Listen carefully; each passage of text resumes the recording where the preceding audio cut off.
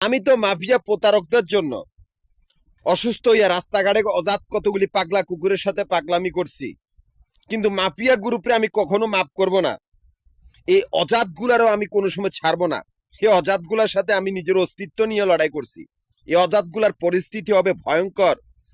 এই অজাত গুলা ভীতু হয়ে মরবে, এমনকি এরা কোনো দিকে পালাতে পারবে না, এরা চোখের সম্মুখে মৃত্যু দেখবে।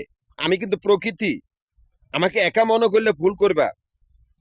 আমি প্রকৃতির একটাই ক্ষুদ্রতম মানুষ যে স্বাধীন। এ প্রকৃতির শক্তি তোমাদের জানা নাই।